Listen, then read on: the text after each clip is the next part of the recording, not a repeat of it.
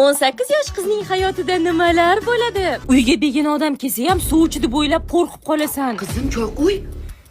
Ne qo'rqasan? Xoling bilan qarindoshlar kelishibdi. Hozir. Assalomu alaykum, xola, yaxshi keldinglarmi? Ha, senga suvchilikka keldik. Jinnimisizlar?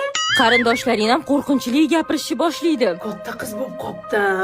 Bo'ylari ham o'sib qopti. Sarpalaring tayyormi?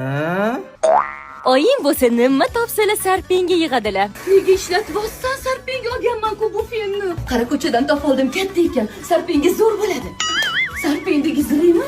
Buni sarpenga olganman-ku. Singling bo'lsa allaqachon xonangga narsalarini joylashtirib bo'lgan. Sen ketsang bo'ldi. Xayolingda uyga sig'mayotgandek tuyulasan. O'zingni ortiqchadek his qilasan. Oldin bolalar gapirsa javob qaytarma, urishib, qo'lini tishlab ol deydigan buving endi bo'lsa, Yoqtirganing bo'lsa, sevishib yurganing bo'lsa, etor. bu yoshda xotirjam bo'la olmaysan, chunki любой payt seni erga berib yuborishligi mumkin. Iskandar Belingiz 4-mezbon loyihasi Yunusobod tumani 16-kvartal shunaqa ro'parasiga tushyapti ekan. Shunday olsam senga qancha yaqin bo'laman?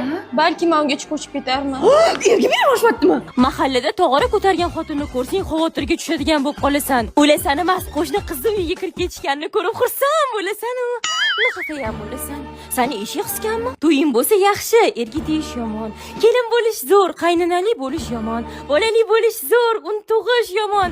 O'zi nima xohlasan?